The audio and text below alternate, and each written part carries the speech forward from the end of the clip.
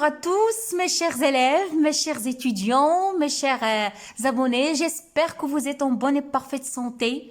Comme je vous ai déjà promis dans la dernière capsule, je vous ai ramené des exercices concernant les relations trophiques. Vous devez prendre l'habitude de distinguer entre les différentes relations trophiques, les différentes relations alimentaires qui existent. Donc, on va commencer par regarder chaque document. Après, on va attaquer l'exercice.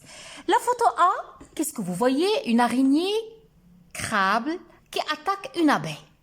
Donc, vous devez me dire, il s'agit de quel type de relation? On verra ça tout à l'heure.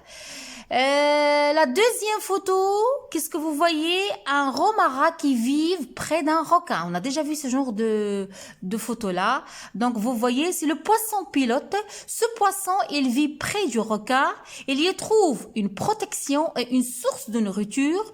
Les débris laissés par le requin ne tire aucun avantage et n'est pas lésé dans cette association. Donc, il s'agit de quelle relation?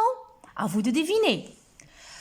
Troisième relation, notez bien cette relation, je ne l'ai pas traitée dans la dernière capsule, mais on le verra aujourd'hui. Les moisissures, ça vous voyez cette photo-là, maintes reprises dans votre vie quotidienne, lorsqu'on laisse quelque chose, que ce soit des fruits, que ce soit des légumes, on voit des moisissures, fitriyat, تتموضع على مستوى الفواكه أو الخضار. Ils se développent sur les fruits, le pain et les légumes. On verra, il s'agit de quel type de relation. Là, attendez, je règle la photo. Ça c'est quoi? J'espère que la photo elle est bien claire. Qu'est-ce que vous voyez? Ça c'est l'anémone, une anémone. On a déjà parlé de l'anémone. Et ça c'est quoi? C'est le grand Bernard, l'ermite. Le grand Bernard l'ermite associé à une anémone. Qu'est-ce que c'est que ça? Le Bernard ermite que vous voyez ici, c'est le moyen de déplacement pour l'anémone parce que l'anémone ne peut pas marcher, ok? Donc, pour se déplacer, elle utilise le Bernard l'ermite. Et en contrepartie, l'anémone protège et camoufle le Bernard ermite. Ça, c'est une association entre ces deux êtres vivants, entre ces deux espèces différentes, appartenant à deux espèces différentes. Je passe. Là, le guet vivant sur un arbre. Attendez. Oui.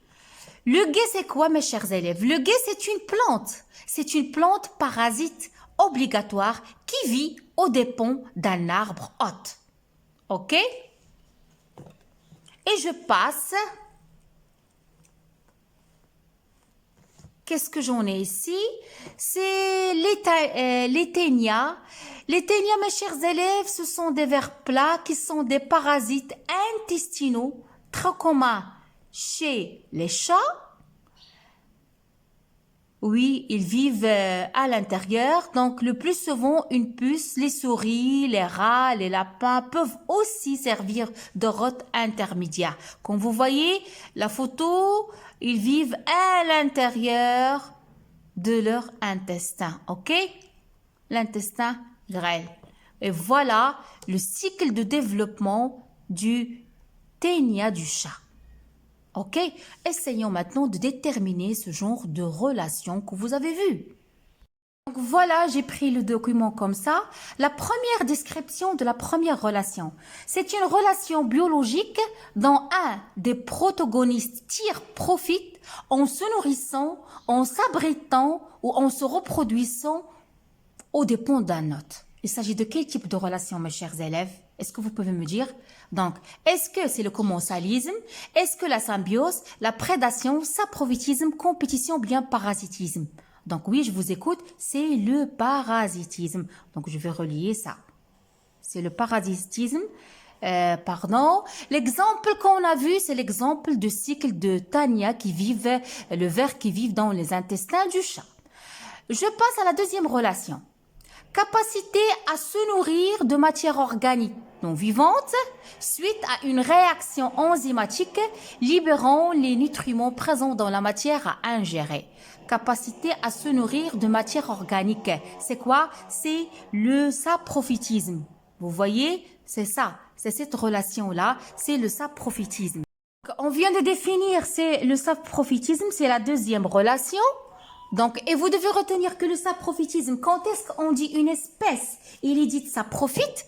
Mes chers élèves, une espèce est dite saprophyte quand il se nourrit d'une matière organique morte, suite à une réaction enzymatique libérant les nutriments présents dans la matière ingérée. C'est ça le saprophytisme. On passe à la troisième relation. L'hôte fournit une partie de sa propre nourriture à notre organisme. Il n'obtient en revanche aucune contrepartie en ce dernier. Donc je relis. L'hôte fournit une partie de sa propre nourriture à notre organisme. Il n'obtient en revanche aucune contrepartie de ce dernier. C'est le cas de quoi? C'est le cas de commensalisme. Ok, on a déjà vu ça. C'est le cas de commensalisme. Donc je vais relier ça. Pardon, c'est le commensalisme. La quatrième relation, capacité de mettre à mort des proies pour s'en nourrir ou pour alimenter sa progéniture. Ça, c'est quoi? C'est la prédation. C'est la prédation.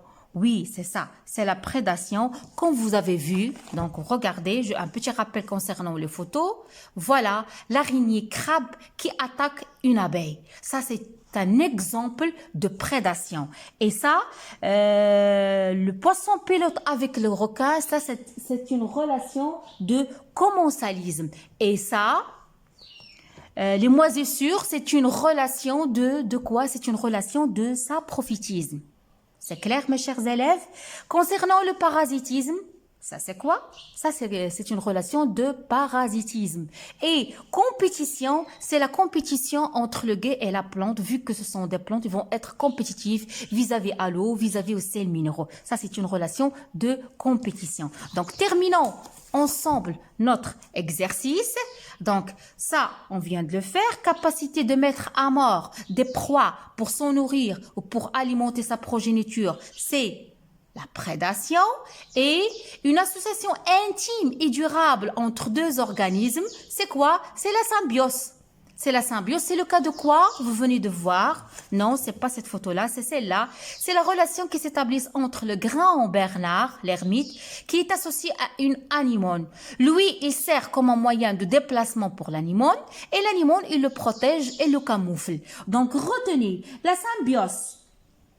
La symbiose, c'est une relation trophique, c'est une relation alimentaire, c'est une association intime, durable, obligatoire à bénéfice réciproque entre deux organismes appartenant à deux espèces différentes.